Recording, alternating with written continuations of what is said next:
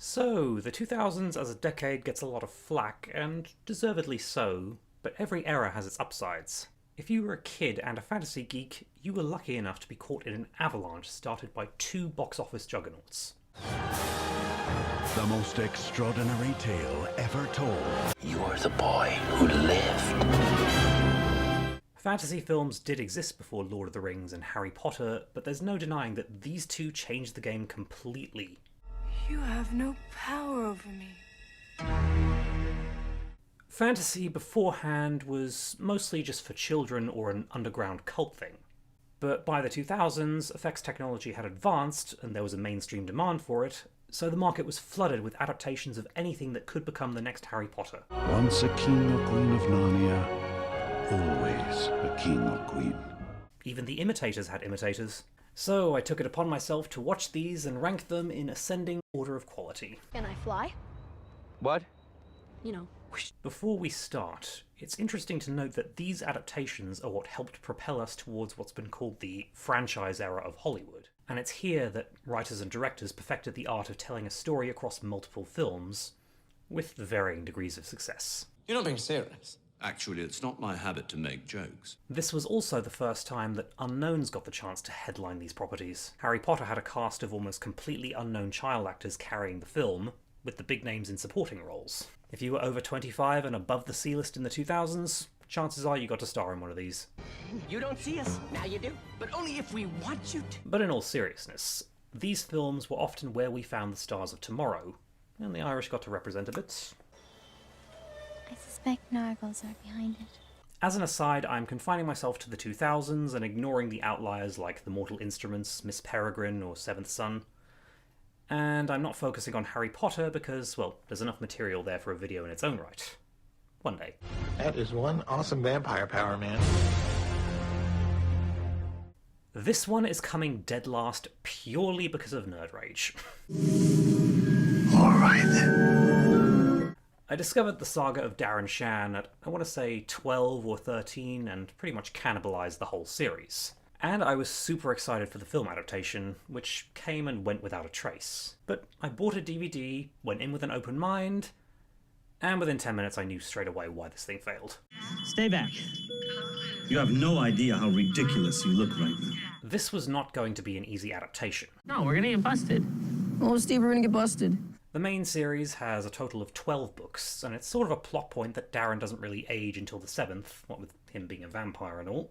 But there were additions with the books in sets of 3, as self-contained trilogies within the greater narrative. So the movie did have a good idea in combining the first 3 books into one film, and would presumably do so with the rest, giving us a nicely doable 4-part series.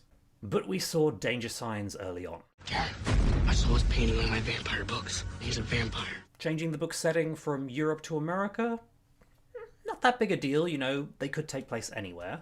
Replacing Darren's brown-skinned human love interest with a white girl with a monkey tail who doesn't exist in the books? And this trailer?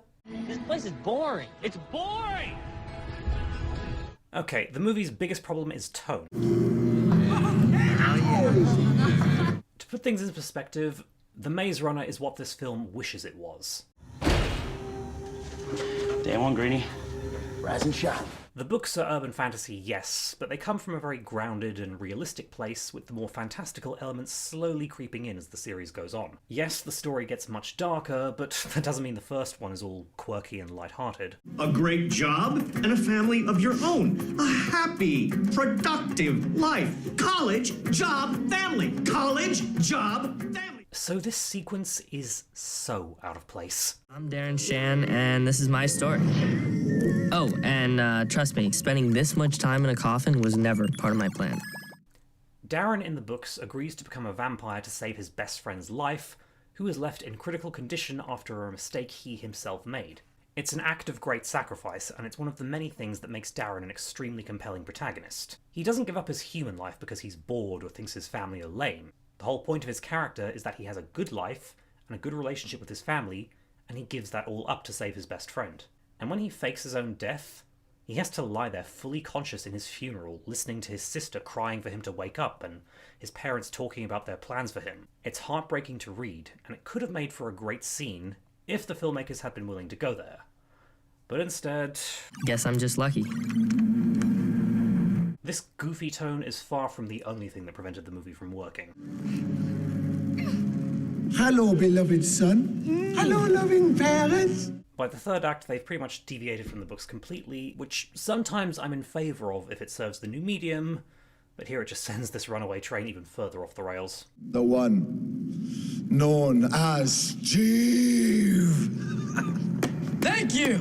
Sure, Steve has a heel turn eventually, but that would be a twist to happen in the hypothetical third film. Years later, he shows up, now fully grown, as a Vampirese hunter, seemingly reformed and ready to help Darren fight in the war. But then, twist, it turns out he's the main antagonist of the series. I'm not doing it justice the way I talk about it here, but it really has a lot of power in the books, and it could have made for a really great moment. Having it happen here in the end of the first film just takes all the power out of it. And it just goes to show that if you have pre-existing sequels in mind, deviating too much from the source material almost always has bad effects. Ken Watanabe and Salma Hayek are fun in their small supporting roles. Do we have someone brave enough? William Dafoe and John C. Reilly maybe could have been okay if they'd swapped characters, but ultimately Josh Hutcherson is the only one who feels both appropriately cast and that he's actually giving a damn. You're alive? You know that was really an asshole thing for you to do. If this movie were its own entity, then it might have been passable at best. But as an adaptation of one of the boldest YA series of the 2000s, it's a glaring example of how not to make a film from a book. Roll on a Netflix adaptation so I can play Gavner or Vanka, maybe Kurda. The dark is rising. This one I did see in cinemas. I helped contribute to that embarrassing 31 million gross. Fun fact, it was actually a choice between this and Ratatouille, and I made my friends go and see this instead because I decided I was too old for animated films. I will never cease my penance walk. According to this, Dad, maybe darkness isn't just dark, but like a thing. The Dark is Rising isn't as insultingly bad as Cirque du Freak, but it was one of many obvious attempts by Walden Media to create a new Narnia. The dark is rising, Will. It is you who must restore the power of the light. The series it's adapted from was known for how it explored Celtic mythology and British folklore, so of course the film strips all that uniqueness away in favour of bland, generic Christian themes. Could darkness? Could it hurt someone? The Stanton family goes from British to American, and the main character from 11 to 14. And there's some added stuff about a crush on an older girl and a dysfunctional family because the screenwriter didn't care. There are no winners and losers in physics. That's actually literal. Screenwriter John Hodge apparently got bored a few pages into the book and decided to do his own thing. I'm supposed to save the world? Changes are not always what makes an adaptation fail, and this one had many more things wrong with it than just an apathetic screenwriter. Here we go. It's saying something that The Dark is Rising is the shortest entry on this list, and yet it was the biggest slog to get through. Excuse me, sir. The pacing is weird. At once both too quick and too slow. The cinematography is a curious mix of these voyeuristic handheld shots that you'd see in a quirky indie, and then these really self-indulgent shots that make us look like we're in a pretentious music video.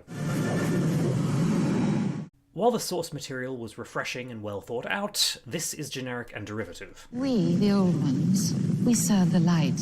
The director freely admitted he wasn't a fan of fantasy, so you can pretty much tell this was a lazy cash grab where the people at the top really didn't care. But there were some who did care. How you doing? Can I help with anything? A good actor can take bad material and elevate it. Amelia Warner looks like she's really trying to commit to her thankless part. Emma Lockhart is genuinely cute and charming in the little sister role. And Alexander Ludwig carries this film. Sorry. Honestly, I don't know what that is. It's not amazing work, but he's nice and engaging. And like Josh Hutcherson, Saoirse Ronan, and Ed Speleers, he moved on to bigger and better things, and now no one doubts him. Maybe you got the wrong guy. Author Susan Cooper was understandably not happy at this adaptation of her novel, and we can't really blame her. We'll leave some money, eh? Rather you will. The Dark is Rising features the absolute worst cliches in fantasy adaptations, and is pretty much a crash course in how not to do it. We can only get better from here. Hang on! Alex Rider, Operation Stormbreaker. Out of all the adaptations on this list, this one I remember getting the most press coverage. He's ready. I remember at one point you couldn't even turn on the TV without seeing an interview, a trailer, or some other promotional material hyping it up. We will equip you with the latest gear. Like a gadget. Alex Pettyfer was going to be as big as Daniel Radcliffe. Alicia Silverstone was going to use this for her big comeback. Ireland was so proud of Sarah Bolger for getting cast and even making it on the poster. This was going to be big. And then when it came out... This film's failure is a weird one. So what is this place? Hogwarts? Most of the ones that failed either did so because of lack of advertising or too many changes from the source material that alienated fans. But as I said already, there was plenty of hype, and Anthony Horowitz wrote the screenplay himself, so it's a pretty faithful adaptation. It did see limited release in the US, but my personal theory is that it just got made at the wrong time. Shame on those people sending a 14-year-old boy to do their dirty work. In 2006, more specifically early 2006, what was the first thing that came to mind when you thought of the spy genre? I'm not that kind of masseuse. I'm not that kind of customer. The James Bond franchise had descended further into self-parody, with its latest installment, Die Another Day, being considered a low point in spite of good box office. But there was a new beast on the horizon. The Bourne identity largely broke new ground when it came to the spy thriller, mostly because it relied less on spectacle, gadgets, or gratuitous TNA, and instead brought the genre down to grounded realism. And what came out about a month after Stormbreaker? Weren't you supposed to enter so the others could see you? Was I? Forgive me. Casino Royale took notes from the Bourne series and used it to give the Bond franchise a much-needed reboot. Good luck, darling. It showed how one could make the spy genre work in this cynical and gritty new millennium. What the heck is this? Jeez. Perhaps the biggest problem with Stormbreaker is that it tries to be a child-friendly Bond film with plenty of nods and winks to those who'd be familiar with the cliches. What about this? Don't pull that! Whoa. You'll deploy the parachute. A parachute? But then also tries for some gritty realism. Someone been teaching you self-defense. Ain't gonna help you, eh?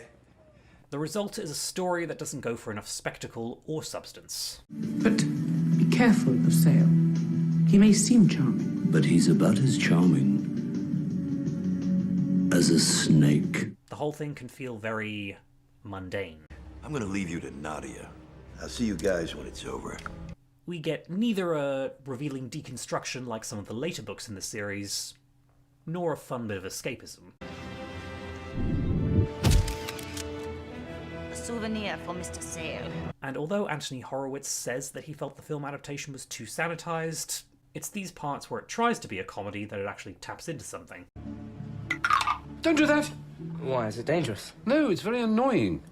Alex Pettyfer shows far more flair when he's trying to be funny as opposed to being serious. Stephen Fry as the Q figure was a good choice. Sophie Okonedo shows some nice dry wit. Bill Nighy, well, he's an acquired taste, and I think I lost mine somewhere during Rise of the Lycans.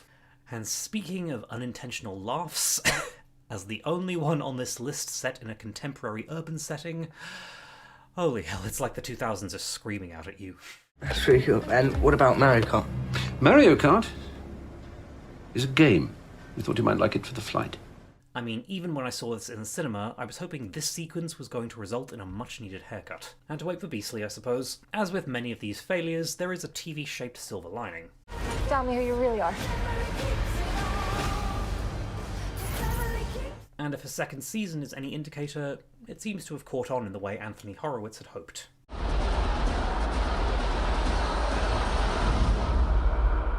The most infamous dud in this trend was not going to be far behind, but I remember seeing Eragon in the cinemas and thinking, it's fine.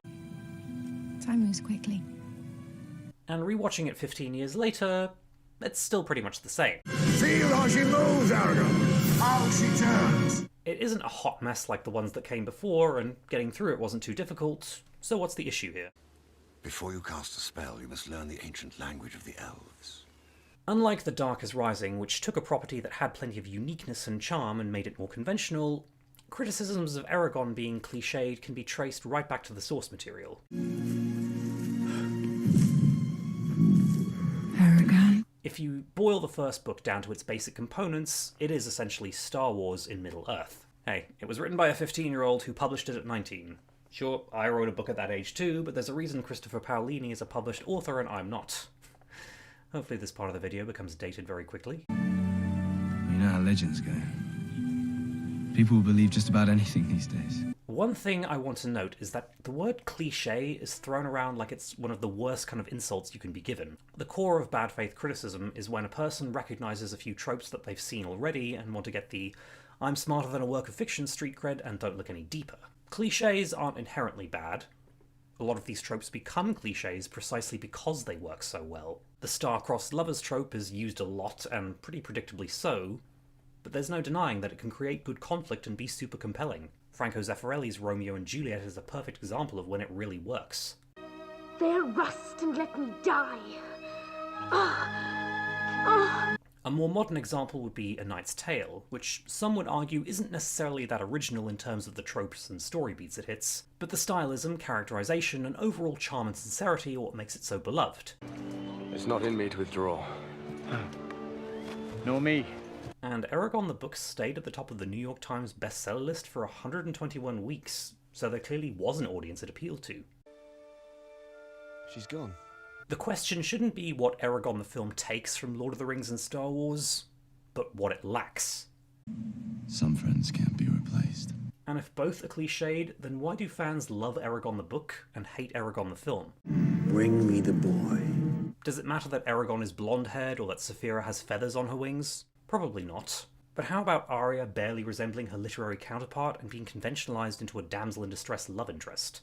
Galbatorix not only appearing on screen, but appearing to be a generic evil overlord with no depth, the dwarves and elves looking basically human, the Razak working with Durza and dying 2 stories early, Saphira growing instantly instead of over a period of a few months. There are more changes than that, and I want to clarify that I'm not one of those purists who complain about things being not 100% like the books. Anymore anyway. And I'm fully on board with an adaptation trying to be its own thing as opposed to a cut and paste from the original. But when the source material is altered so much that it's basically unrecognizable, it makes you ask why this was even being adapted in the first place. Especially when all these changes would create more problems in the sequels that Eragon was clearly intended to have. Galbatorix will try to avenge this defeat. As an actual film, it's difficult to pinpoint exactly why Eragon didn't land. It's not bad from a technical point of view. The cinematography is suitably stunning, and these sweeping shots are a welcome change from the derivative blandness of The Dark is Rising. And we've moved away from the bad pacing of Cirque du Freak or the mundane feel of Stormbreaker, but I think that despite the good production values, the main problem with Eragon the film is that it's trying to be a 90-minute epic. I must know if you're with us. We'll be greatly outnumbered. There are these scenes that are treated with this sense of importance and big payoff moments that don't fully feel earned. Brom would be proud of you. It's the same problem that Prisoner of Azkaban had in adapting the events by following the beats, but not any of the emotion. Eragon the book was over 500 pages, and it was compressed into a running time that just wasn't able to accommodate it. And that's a shame, because even if the movie doesn't fully succeed, there are moments where it hits off something and becomes really engaging. Come on, let's see what you got! You want speed? Here we go! This scene with Eragon learning to ride Saphira? I was fully invested in it.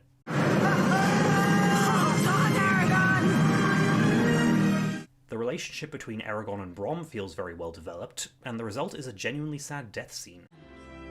Let him die with pride, as a dragon rider. The movie does characterization pretty well in some areas. Others, like Arya and Myrta, less so. The thing is the word. Know the word, and you control the thing.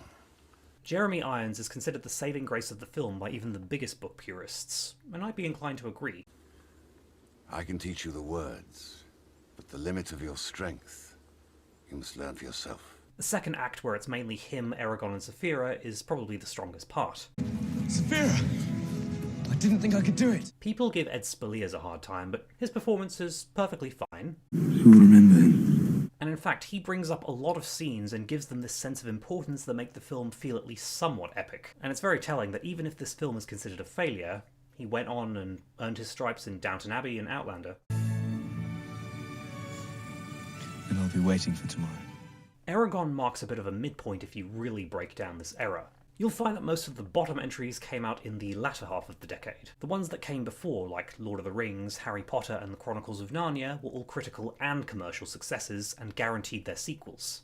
Eragon marked the first high-profile failure of many of these adaptations, and despite a blatant sequel hook, it was the first of many stillborn franchises. What was that? Now, when it comes to this one, I am in the minority here. I am one of the few people who saw an actual ad for this film. Maybe even two. Yeah, it was a bit of a scandal at the time how little effort the studio put into advertising. A $55 million budget is not that high when it comes to some of these adaptations, so there was really no reason for City of Ember to become such a massive bomb. You're my first message. That's great. I'm ready. It's a little sad that this grossed much less than Cirque du Freak, The Dark is Rising, and just about Stormbreaker, because there is a serious upswing in quality. I love my city. And everyone in it. Kind of. Ember! City of Ember was yet another attempt at a new Narnia. As a film, it's fine, and rewatching it some 10 years later, it doesn't feel like it was made to have a sequel. We've got to tell them somehow. We need to tell them what's up here. Part of the deal to get the rights included a potential option on the second book, but this one feels pretty standalone. You stay safe, Lena, okay? Dune. Attention. Dune! That works in its favour, as it focuses on its own story as opposed to setting things up for sequels that may or may not happen. Now the path was clear for all.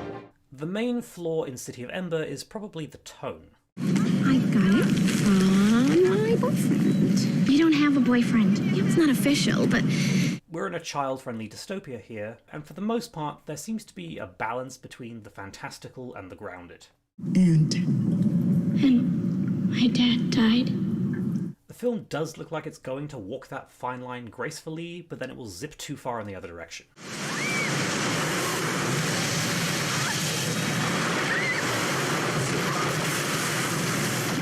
And spectacle sometimes takes the place of substance.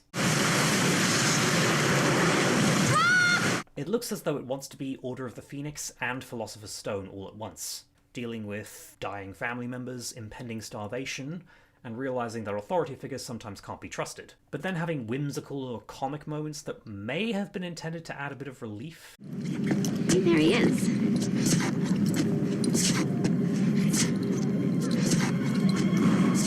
This affects the acting in a bad way. She wants to accuse you. There are so many cast members who go for this really overblown way of delivering their lines. It's so important. Oh, it lifts all of our hearts. How lucky we are. Which just clashes with the story being told. What's going black for good? Clean your ears, little Miss Nosy. Mackenzie Crook and Toby Jones are pretty over the top in particular. Of stealing food from the people of Ember. Bill Murray, by contrast, is pretty disaffected. We, the people, stand united against the dark. I'm not sure if this was because Gil Keenan was coming from an animated film where things have to be somewhat heightened, but there are people who go for more naturalistic performances. It's wrong, Lizzie. In scenes where Saoirse Ronan and Harry Treadaway are by themselves, it becomes a different film. I said earlier that these films often did find the stars of tomorrow, and City of Ember marked Saoirse Ronan's first high-profile role since Atonement. She gives a good performance, and makes Lena a very compelling protagonist. They were right. There's nothing but darkness. Harry Treadaway likewise commits to the material and holds his own alongside more established talent like Tim Robbins. There wasn't one room we were looking for. It was L. Emergency control room. Since the last part of the film is mostly these two carrying it, things do end on a good enough note. It's blue! Plus, little Poppy is adorable. Nice work, Poppy. This is another film with a good production design, and that actually works in its favour. The entire city was a set constructed inside the one warehouse, and it helps the film look like its own entity. The practical sets and effects add a lot to the experience, and whenever there is CGI, it's carefully used and with plenty of restraint. Lena and Dune, tied their hope to a rock and tossed it down toward the city. In some ways, City of Ember seems like it could have been a dark horse in a sea of all these derivative properties, with a lot of good ingredients that unfortunately didn't mix. But fate ran another course. Even with all its flaws, it's a bit of a shame that this wasn't a bigger success.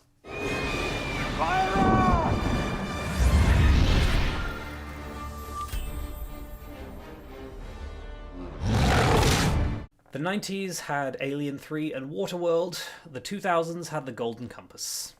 I confess I am puzzled by your interest in the Blackwood girl. For one thing, she is in possession of the alethiometer. This was New Line Cinema's attempt to cash in on the craze that they helped start.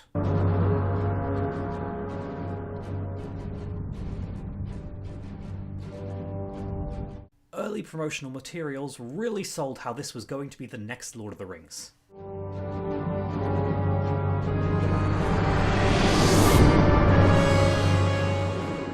After all, it was already a trilogy of acclaimed fantasy books beloved by children and adults, and had already been successfully adapted for the stage.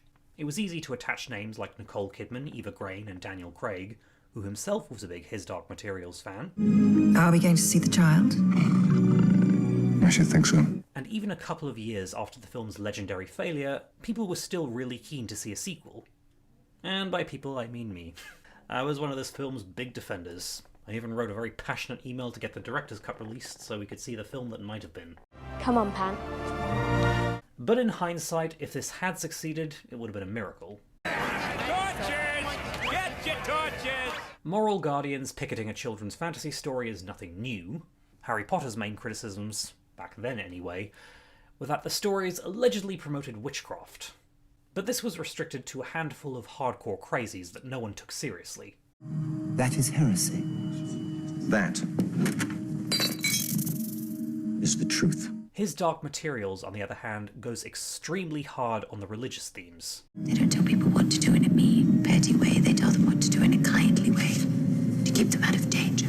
So how do you adapt a story with alternate history Catholic Church as the baddies and a war in the heavens to dethrone a false god? What's the magisterium for?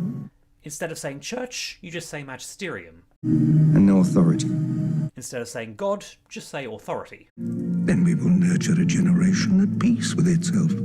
New Line Cinema tried to have its cake and eat it too. One that will never question our authority again. This had the effect of annoying hardcore fans who felt they were chickening out, but because the symbolism was still quite obvious, it ended up annoying the hardcore Christians too. That's an awful lot to sort out. They say that each film is made 3 times. First in the script, second when you go to film it, and third in the edit. This is cold.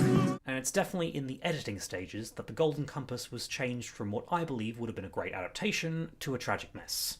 They keep things working by telling people what to do. How much footage ended up being cut? Even the opening was affected. There are many universes. The original one appears to be what we see in this preview. And where every human is guided by the animal manifestation of their soul, their demon. That's odd.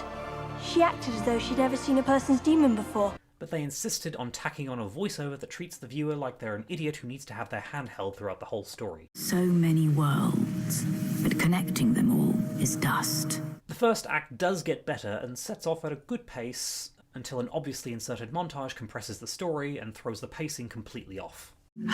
Wise person knows, Lyra. There are some things that we best ignore, subjects. The second act is pretty hard to get through because of these pacing issues, but once they get to Svalbard, things do improve. Oh, and that sequence happens earlier than Bolvengar because apparently that made for a better structure. Go on then. Go on. And these changes happen so late in production that the novelization and video game still had the original order. They say that every cloud has a silver lining, and indeed, as terrifying as it was to be stolen away from her friends, Lyra now found herself at the very place she had travelled so far to find. Most of the voice cast were replaced with celebrities, Nonzo and Nosey's voice still making it into the trailer. Figuring on joining this turkey shoot? Yes, I have a contract with the child. Ian McKellen and Christopher Lee were tacked on by the studio, hoping to recapture that Lord of the Rings fever. and I am an armored bear. Eva Green, Tom Courtenay and Daniel Craig basically had their parts cut down to nothing more than cameos. Birds do not fly above. Animals have fled. And then there's the ending. No! Get back! I didn't send for you! The true ending of The Northern Lights has Lord Asriel sacrificing Roger to open a portal to another world, which Lyra would then also cross through. Ara! I will get Scoresby and the Egyptians! Wait for me there! Lyra! Wait! Apparently test audiences somehow thought Lyra had died and her crossing into another world was her going to heaven. They chose to cut this sequence completely and go with a more uplifting yet extremely abrupt off into the sunset ending. Maybe we're supposed to go to that other world with my father and find out. With the original ending planned to serve as the opening to film 2. I came to give you the alethiometer and rescue you from the bears. Of course you did. Again, this decision was made extremely late in production, with clips from the original ending still showing up in the trailer and the video game. I'm not yours! I'll never be yours! While it was a gigantic bomb in America, its overseas gross was over 300 million, which should have been enough incentive for New Line Cinema to produce a sequel, except they'd sold off the international profits in advance in order to get additional funding in the first place. What are we gonna do, Pan? So this butchering did nothing to appease the rabid mob of protesters, and just alienated a bunch of people who would have otherwise gone to see it. I'm afraid your parents will be disappointed. Sad thing about this one is that there is a genuinely good film hidden away in there. Dust is flowing into this man through his demon. And that's why it's this high on the list. But there is a way out. You see, dust doesn't settle on innocent children. The cast is all pretty spot on. Nicole Kidman is a great Mrs. Coulter, Daniel Craig is a killer Lord Asriel, Sam Elliott nails the role of Lee Scoresby, Dakota Blue Richards doesn't light the world on fire as Lyra, but she's more than fine, as are the rest of the child actors. You're afraid of them, aren't you? Mine. Freddie Highmore makes for a good voice of Pan. I don't know. It can't be the normal sort. They got plenty of that here. The film has a stunning production design that's actually gorgeous and not merely nice to look at. It's a bit of a sore spot that this won the award for Best Visual Effects over Transformers, but I'd say it was well earned.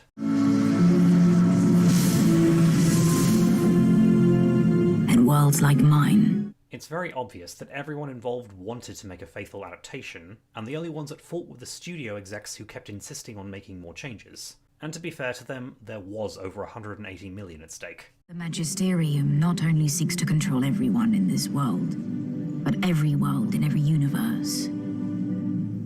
It's still a little sad to look back on this with the knowledge that it was my gateway to his Dark Materials, and The Subtle Knife became my favourite teen book as a result. And I spent a good year in denial that the sequels would still happen. From there and from a billion other worlds, dust flows. Worlds of infinite possibilities. Since Release the Snyder Cut ended up working, can we get a Release the Whites Cut as well? Percy Jackson and the Lightning Thief. Okay, technically 2010 release, but it was in production in the 2000s and owes a lot more to that decade's trend of YA fantasy. We're on a time-sensitive mission right now. Aren't we? And remember how Stormbreaker felt like the 2000s were screaming out at us?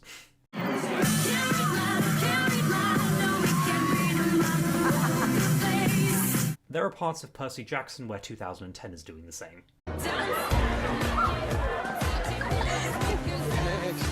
I feel especially guilty even talking about this one because Rick Riordan has not been quiet about how much he hates it. And it's funny considering how diplomatic Darren Shan is about the Cirque du Freak movie, which, in my opinion, is way more deserving of repeated critical thrashing. Yep, you're a demigod. 2 points to Percy Jackson. The main reason for the dislike is, of course, changes. The characters get aged up from tweens to young adults. She would squash you like a bug. Her name, Annabeth. Changes to Annabeth in particular were a sore spot, going from blonde to brunette, which got fixed in the sequel. Stand up and fight. And then there was a change from a more book-smart heroine who valued brains over brawn into a more conventional action girl, when that role was filled by Clarice in the books. Again, in the sequel... My name is Percy Jackson and... I think you might be looking for this. There were more than just the aesthetic changes that pissed the fans off. Notably, Hades becomes the villain. Because he's cruel and abusive. Hades is the Greek god of death and the underworld, so he gets a raw deal in pop culture, mostly thanks to Disney portraying him this way. I know! You know, I know, I got it. I got the concept. Hades of the Percy Jackson series was notable for being one of the few positive portrayals of him, so the film going back to the conventional pissed a lot of fans off. Go on, give it back. Additionally, Persephone was a loving and supportive wife who didn't appear until the 5th book, and here she gets changed into a good old Scarlet Woman. I haven't had a satyr. And these changes in characterization brought about a lot of other discussions as well. I mean, we've noticed that a lot of these adaptations are startlingly white. Please! Let's be rational. War is not the answer. Eragon, Stormbreaker, Cirque du Freak, and City of Ember are the only ones to feature a character of colour in the supporting cast. Unless you want to count Urick's original voice in The Golden Compass, but hey, even then he's still just a polar bear. Percy Jackson decided to race-lift a few characters, so Grover now becomes black and Persephone Latina. Or what?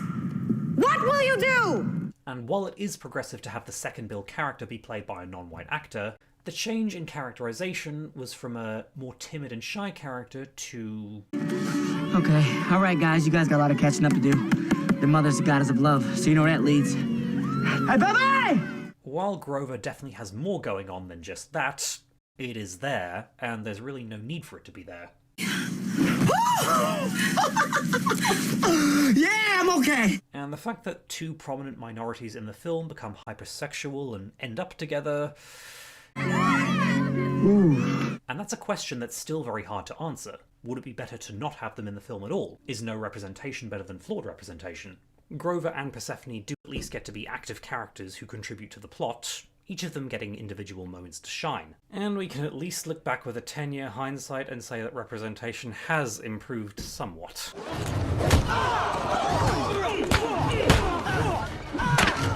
Even with all these, I have to concede and admit that I enjoyed the hell out of Percy Jackson.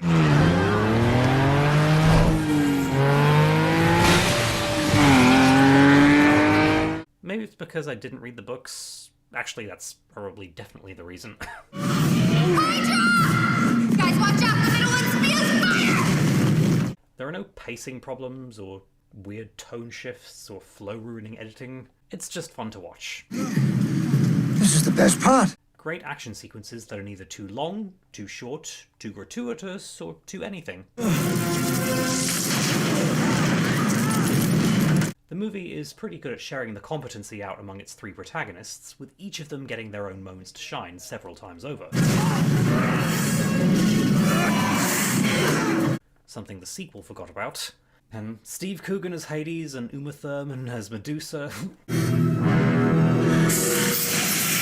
What more can I say? But it would be such pity to destroy such a young and handsome face. Well, I do actually have to mention that Logan Lerman is one of my favourite actors to watch. This is a pen. This is a pen. Sure, he's much better in The Perks of Being a Wallflower, and Noah, and Fury, and maybe even The Three Musketeers, but this was my introduction to him, and he was a good Percy. Which special people, what? Am I crazy or something? The thing about adaptations and fidelity to the source material is that we can go on and on about changes and whatnot, but there are plenty of adaptations that barely resemble their literary counterparts, and they have endured as classics in their own right. The Birds barely resembles the Daphne du Maurier novel it was adapted from, but it's still considered one of Alfred Hitchcock's best films. The Wizard of Oz changed a lot from book to film, and even if they are basically two different entities, I still enjoy both on their own merits. Now I know I've got a heart, because it's breaking.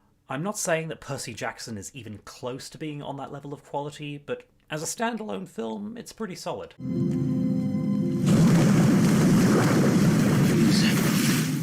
We don't have much time. The sequel attempted to be more faithful to the books, and yet it ended up being the weaker film. Hi, Mom. Annabeth, I'm so proud of you. Oh, and this one got a musical adaptation that Rick Riordan did love. I'll have to check that one out. The Spiderwick Chronicles. Did I hit somebody? Yes. Thank you. The Spiderwick Chronicles doesn't get talked about a lot these days. I guess not. It was simply a solid movie that grossed a respectable 162 million and only got a few mild complaints from book fans about changes. He's not the problem. They are. The Spiderwick Chronicles are a 5-part series, and the film made the bold decision to compress them all, with no apparent desire to make any sequels. It pulls this off way more effectively than Cirque du Freak, and for the most part feels like one continuous narrative. Circle, little circle, put the circle! Whoa, stop! What circle? I did always find the first 20 minutes or so a bit slow and plodding, and that makes sense now that I know it's the first book being compressed. Upstairs, there's a desk and a chest, and I found this book. But even as a kid, I always found this a necessary evil just to establish the setting and the lore so we could get down to the good stuff. For the last time, there's no such thing as What's happening? And even if the pacing is a little off, there is still some good material being played with. Can't you at least pretend you wanted to come and see us? The film talks about divorce in a pretty frank and honest way, and not a lot of kids' movies of the day actually did that. Some families have one mommy, some families have one daddy, or two families. Mrs. Doubtfire was going to have the parents get back together at the end, until the two lead actors, who were both divorcees themselves, pushed against it. And you said you're gonna come get me. So where are you? The arc here is Jared dealing with his parents' divorce and doing the easy option of blaming his mother for his father's aloofness. He's with someone else. He's moved in with her. He's not getting back with Mom. It's this isolation that leads to him recklessly reading Arthur Spiderwick's field guide and then having to deal with a goblin home invasion. I hate you, and I don't want to live with you. It's through dealing with this fantasy stuff that he learns to appreciate his mother. The last thing I said to my mom was, I hate you. Who in turn learns to listen to her son and trust that he can deal with issues she may have wanted to shield him from. It's not your fault. It's mine. I was trying to protect you, but I guess I should have just told you the truth. A kid's adventure film showing that both parents and children have a point, and that both can learn lessons from each other. Is it okay if I stay here? With you? Is it okay? And this is the rare thing where the mother actually gets to be involved in the climax. Steel, it cuts and burns. Good thing we're New Yorkers. Overall, this movie does pretty well by its female characters. Look for this! Both Mallory and Helen had moments in the books where they were kidnapped and needed to be rescued by the boys, which does tie into the book's fairy tale motifs, but the film streamlining these was a wise move. And yay for Sarah Bolger kicking more ass here than she did in Stormbreaker. 10 o'clock! 10 o'clock! Mallory! 12 o'clock! Speaking of changes to the books, the climax there had the children going to a fantasy realm and confronting Mulgarath in his castle. The circle is broken! The circle is broken! Attack! The film actually makes this more mundane, where the goblins swarm the house and have to be fought off that way. Give me the book! While I would have loved a good old castle siege, maybe the filmmakers saw Prince Caspian doing that as well and wanted to keep things contained to the human world. And with so many of these films involving a trip to another world, that change kind of makes this one feel a bit different. Could this battle have been longer? Sure. Could the supporting characters have got more to do? Yeah. But I enjoyed the hell out of it anyway. I'll be saying that a lot. Is that the nutbag and her husband? No. That's Arthur Spiderwick. You know, our great-great-uncle. The Spiderwick Chronicles is unique among some of these in that it didn't cast complete unknowns. Freddie Highmore was already an established child star, and he puts his talents to good use playing twin brothers so effectively I didn't even realise until I looked up the cast list. And although the IMDb message boards aren't around anymore to back me up, I swear, back in the day there were so many threads from people who didn't realise Simon and Jared were played by the one actor. Now you believe me? Sarah Bolger is awesome as she usually is, and Mary Louise Parker really gives it her all as Helen. Who else is gonna protect us? And Seth Rogen as Hogsqueal, I am here for it. The taste of vengeance is sweet! I can still taste a little! Oh, it's good! Effects-wise, this one holds up pretty well, and like City of Ember, feels nice and self-contained and content to be what it is. Oh, A reboot series could be made, sure, but I'm happy with this.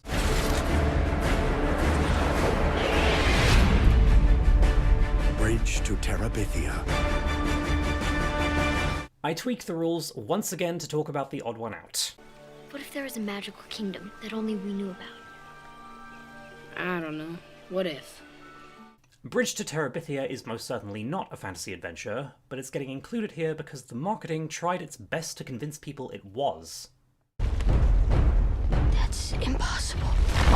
In what was an extremely strange decision, trailers for this hyped it up like it was some kind of Narnia clone.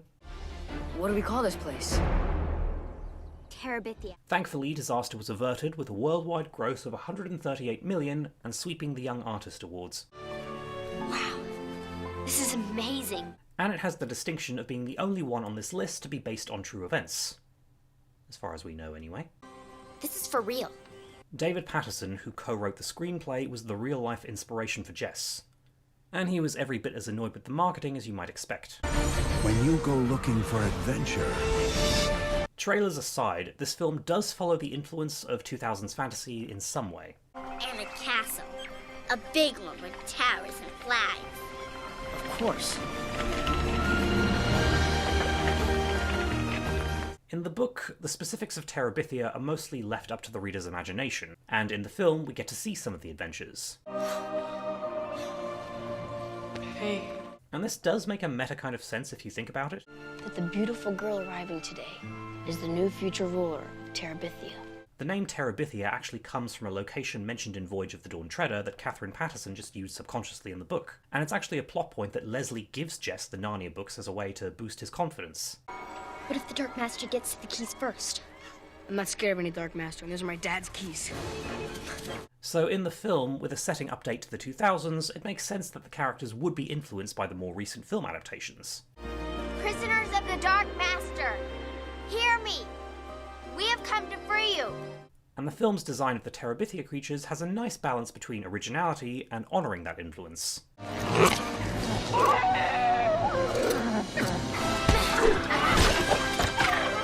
But you don't watch this film for the CGI. Bridge to Terabithia is impossible to talk about without revealing the massive spoiler that makes up the third act. Your friend Leslie's dead. Leslie Burke, the new girl who becomes Jess's friend, helps create Terabithia with him, and encourages his creativity, dies suddenly in a tragic accident, and the rest of the film is about mourning her. It's not your fault. None of that makes it so. It's one of many famous tearjerkers, but this one earns its stripes.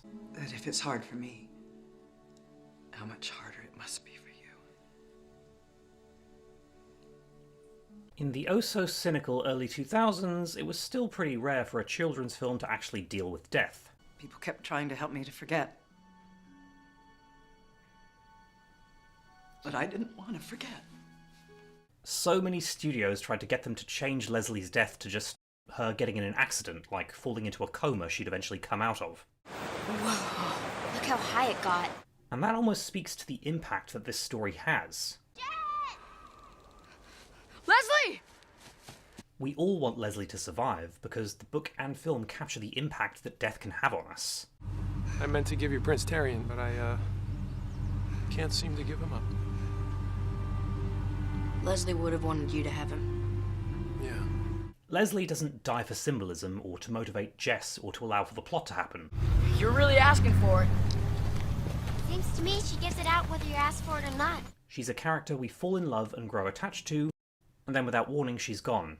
Because sometimes that's life. The things that girl came up with. I mentioned that Jess was inspired by David Patterson, son of author Catherine Patterson. Leslie too was inspired by a real girl, his best friend. Yes! When writing the book, she too almost couldn't bring herself to kill Leslie off, having brought her son's best friend back to life in fiction. But that is what makes it so special. But as much as we'd love for Leslie to live and grow up, it's a stronger story with the death. Yes. It's okay, Jess. It's okay, son. It's okay. Outside of the death, Bridge to Terabithia has a lot of strong statements on seeing the hidden depths within people. Excuse me. Got $1? Janice Avery is initially shown as a shameless bully, but then her abusive home life is revealed. Miss Myers appears to be a stern teacher, but then we learn she lost her husband. And Jess's father plays the antagonist in his fantasies, taking the form of the Dark Master, but he comes through and shows his son the affection he needs. And who would have thought Robert Patrick, of all people, would be the one to cause this? Is she going to hell? I don't know everything about God, but I do know he's not gonna send that little girl to hell. The film's biggest strength is its main cast. How do I know which desk is hers? It's the one with dried up blood and dust-healed bones. Anna Sophia Robb delivers a fantastic performance as Leslie.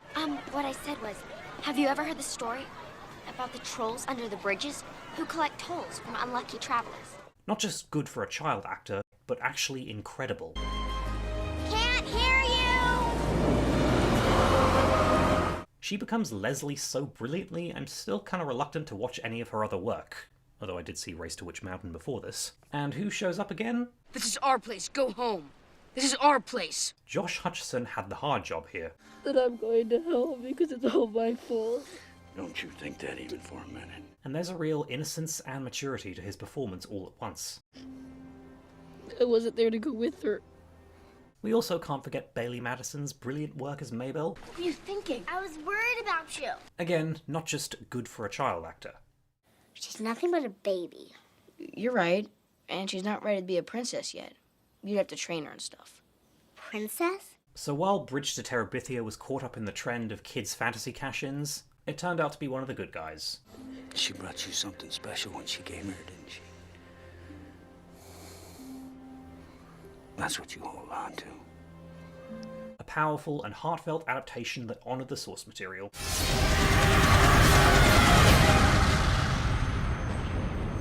Who doesn't love Stardust? You're the star. You're the star? Really? Oh, wow. This one is unique in that its book counterpart wasn't necessarily aimed at children, with a bit of sex and cursing and family-unfriendly violence in there. Well, if I can't liberate you, what do you want of me? The movie is more child-friendly, emphasising the comedy and the parody, while having a few parental bonuses in there. Hey, guys, come on, you gotta come up and see this. No, thank you. Pervert. So with its more fairy tale tone and look, it was clearly trying to appeal to both the Lord of the Rings crowd and the Chronicles of Narnia crowd, and as I was both, appeal to me it did. Or, if you want to be really specific, up there's where this weird bloody necklace came out of nowhere and knocked it out of the heavens when it was minding its own business. Described by director Matthew Vaughn as The Princess Bride meets It Happened One Night, Stardust belongs to the Spiderwick Chronicles school of being completely content to be its own thing. And over there is where it landed. And right here, this is where it got hit by a magical flying moron. And it was lucky to be made before franchises and shared universes became a must for anything that made money. Shine. That's something I appreciate more and more as time goes on. Be my guest, I quit. So many of these franchise pilots get bogged down in the origin story and saving the best stuff for the sequel. But here is a nice 2-hour film about exploring a fantasy world, where by the end you feel as though every stone has been uncovered and every plot thread has been resolved. What happened to you? It basically is what it is. And it's also the kind of film that blends simplicity very well with spectacle. Oh, Tristan, a shooting star. Ah, beautiful. The plots, road trip romance merged with fetch quests, of course lend themselves very well to exploring a fantasy world and meeting colourful characters. How do you know? Who are you? Look at the guest. And here it flows smoothly, unlike the more episodic feel of Eragon and the Golden Compass. I've seen centuries and centuries of it. It's a surprise that the world of Stormhold feels so well discovered within a 2-hour running time, and the book wasn't on the short side either. Do you now propose we start swimming? Neil Gaiman was fully on board with the changes made, and he even suggested the happier ending. But no man can live forever, except he who possesses the heart of a star. Feeling the movie should be its own thing without trying to stick too closely to the source material. You shall not see the star, touch it, smell, or hear it. The Wicked Witches and Captain Shakespeare get expanded roles, presumably for the star power they were bringing in. This is the part where you tell me who you are and why you're up here. In fact, some of these names getting attached was what allowed for the then unknown Charlie Cox to play Tristan. More beautiful than a fancy ring from Ipswich? And I suppose if we're talking about star power, we have to talk about...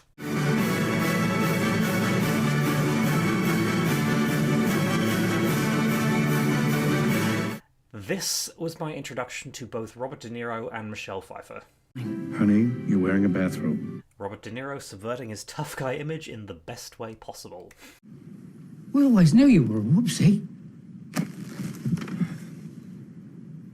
We also get some nice work from some underrated character actors like Jason Fleming, Dexter Fletcher, and of course... Yeah, but it's difficult to shift and it's difficult to store. If I get the revenue men in there sniffing around, what's the... Sienna Miller also seems unusually well suited to playing Victoria. A polar bear's head? And I should probably say that I fucking love Claire Danes in this. You were a mouse, you wanted cheese, you didn't... This will always be her most iconic role. But of course, nothing says romance like the gift of a kidnapped, injured woman. You can't change my mind. You just can't. The little I know about love is that it's unconditional.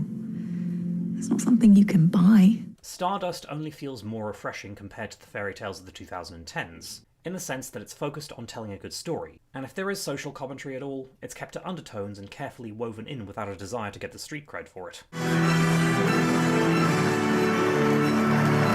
I think this is in some way a reason why so many people flock to Tangled in the wake of Frozen sweeping the world. Now she's here, shining in the starlight. Both are great films, and although I prefer Frozen, it can get a little on the nose sometimes with what it's trying to say. You got engaged to someone you just met that day? Yeah, anyway. Tangled, meanwhile, has some nicely subtle statements about recognizing emotional abuse, celebrating unconventional interests, and how people aren't defined just by their dreams, while also being a good story with a strong male and female lead. At last I see the light. Stardust likewise suggests that maybe stop pursuing this person who doesn't have an interest in you, don't suppress your own personality to win other people's approval, and your own happiness shouldn't come at the expense of hurting someone else. And while Stardust skewers slightly towards the male perspective, it refreshingly doesn't make bad taste allegories, misaimed deconstruction, or shallow pandering disguised as social commentary. He told me that my true love was right in front of my eyes. And he was right. It is a modern fairy tale with plenty of wit, charm, and thrills, and for 5-year-old me who idolized Sleeping Beauty, exactly what I need sometimes.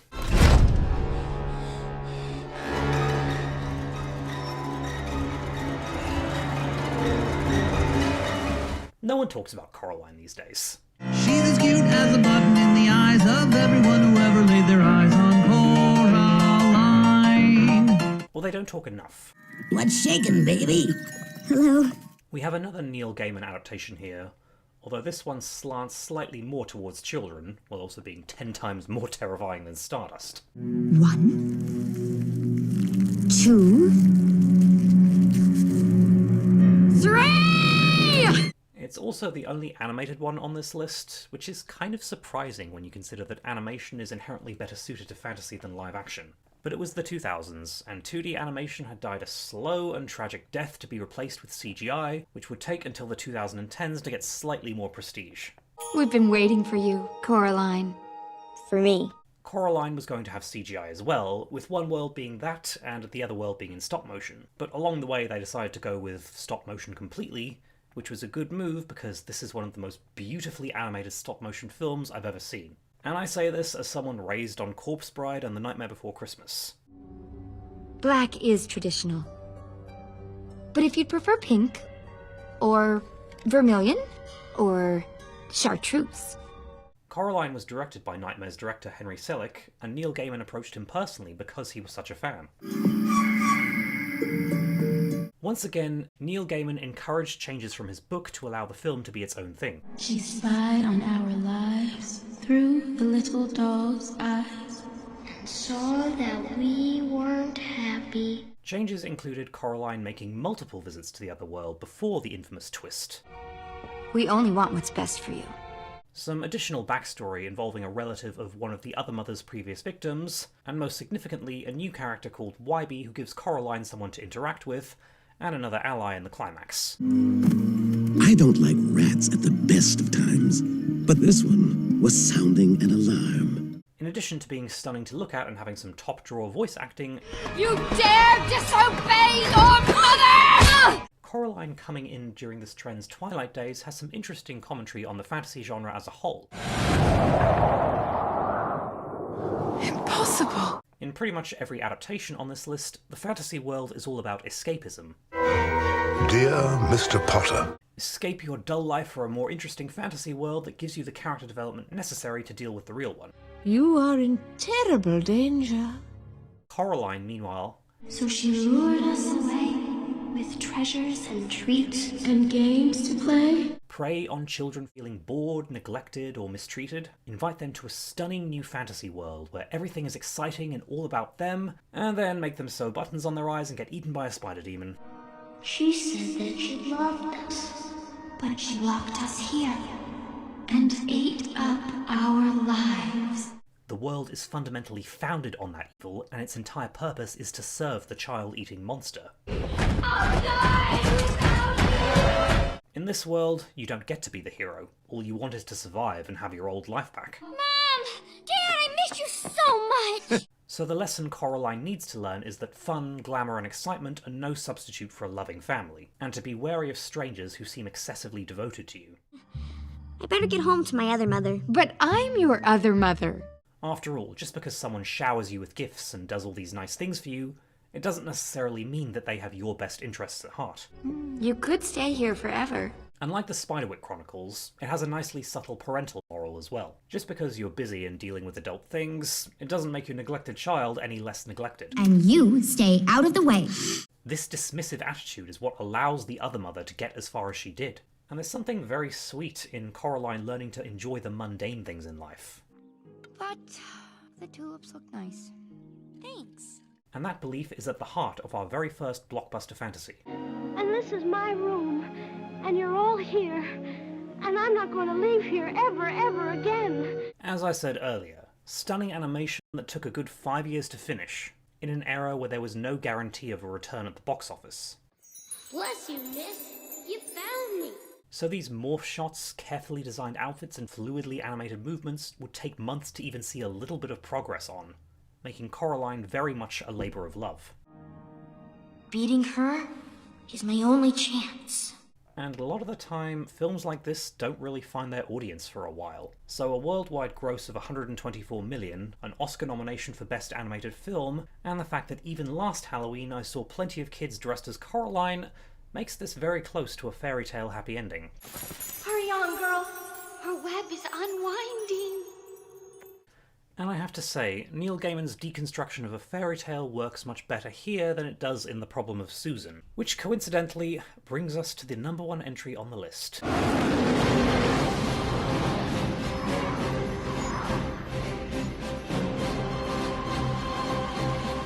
If Cirque du Freak is coming last because of nerd rage, this is the opposite.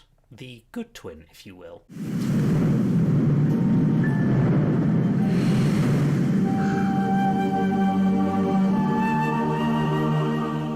And would you believe, 2005 me was quite the Narnia naysayer.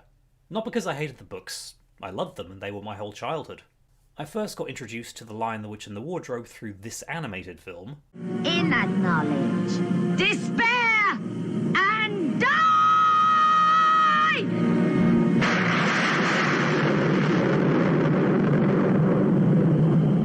And then I watched the BBC miniseries, which, although I like to make fun of...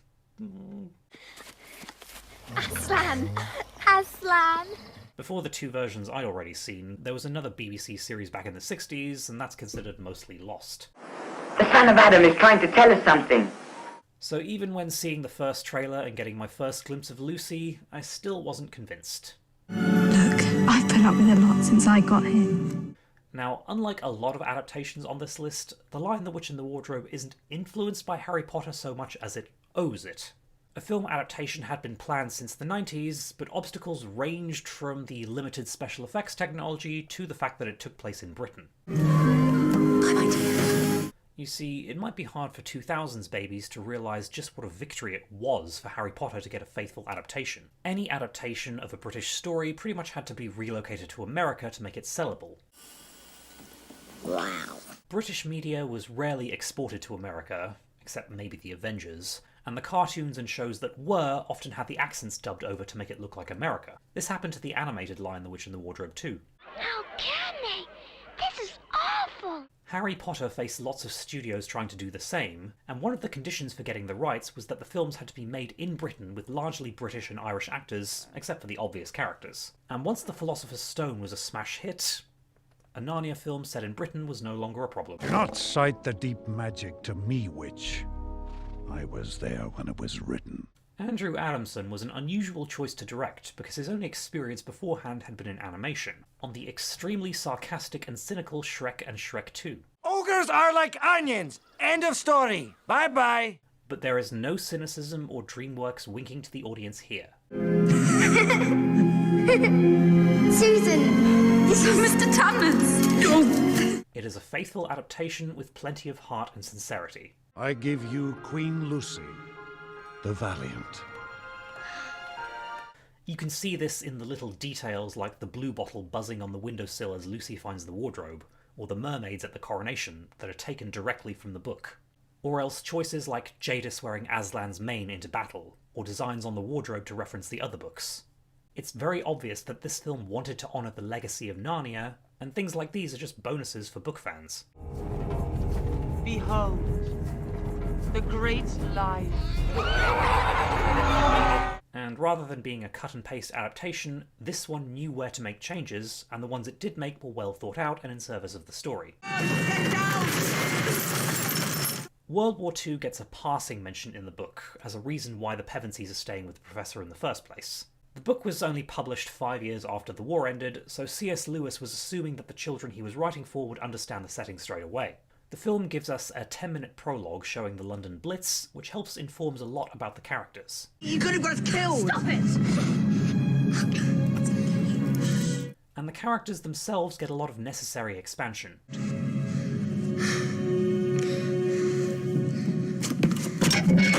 Peter's personality is developed to shed light on the fact that this is just a kid who suddenly has to act as a surrogate parent to his other siblings, and that this sometimes manifests in being a bit of a bully towards Edmund. It's my fault, really.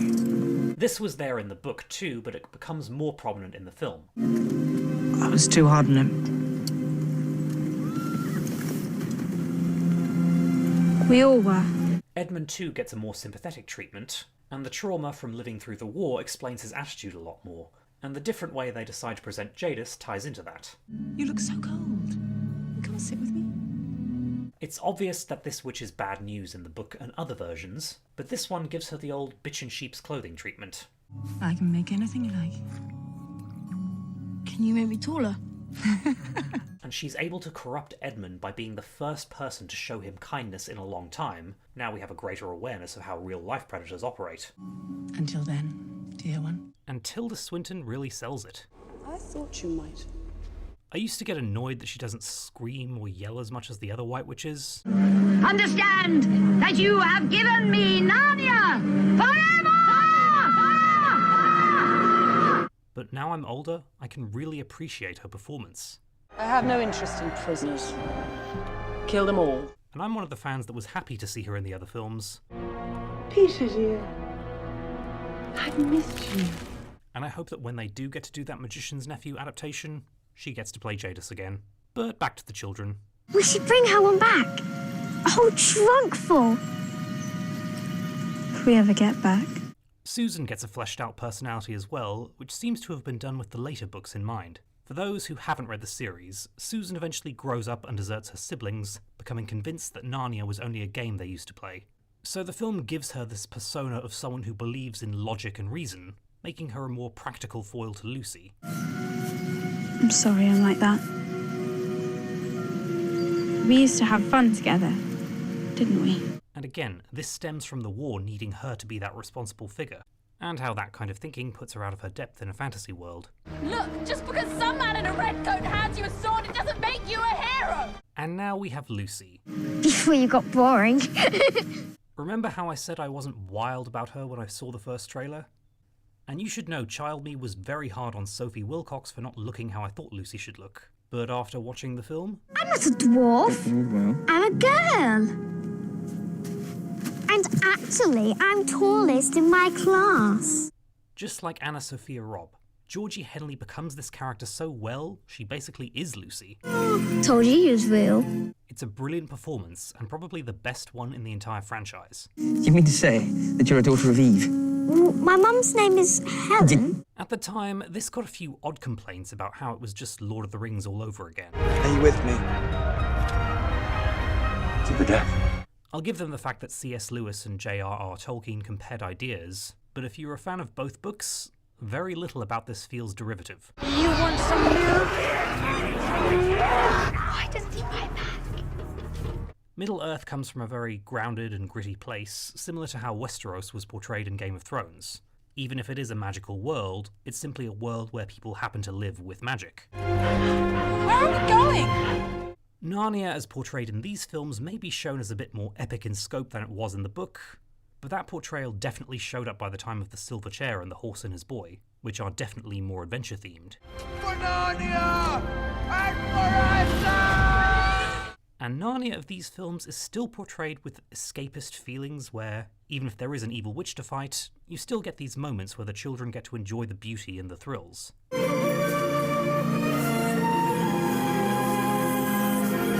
Weta Workshop were very careful to distinguish Narnia from Middle-earth, and the whole presentation feels very true to what C.S. Lewis wrote. They even found a way to include this bit. Merry Christmas, sir. It certainly is, Lucy, since you have arrived. And it says a lot that something made in a time very cynical and irony-poisoned can feel this earnest and sincere without being saccharine. Queen Susan, the Gentle. As much as I love Bridge to Terabithia, sometimes it did drift into the latter. Peter said get out of it! Peter's not king yet.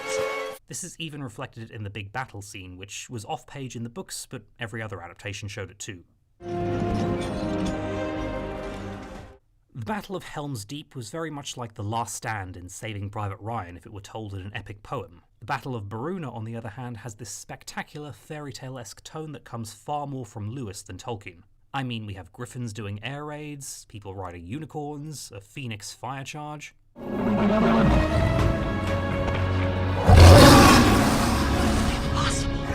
So, in spite of having to rewatch things like The Dark is Rising and Stormbreaker, I actually enjoyed this trip back through the 2000s, a decade which I do occasionally find myself getting nostalgic for, and it's easy to see why the ones that succeeded did.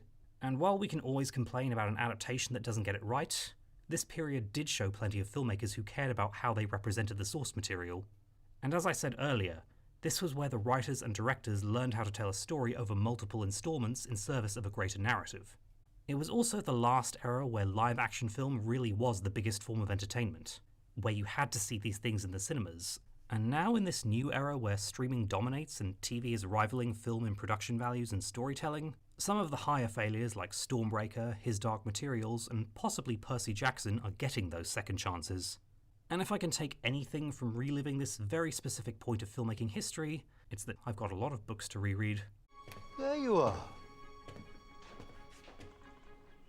What were you all doing in the wardrobe? You wouldn't believe us if we told you, sir.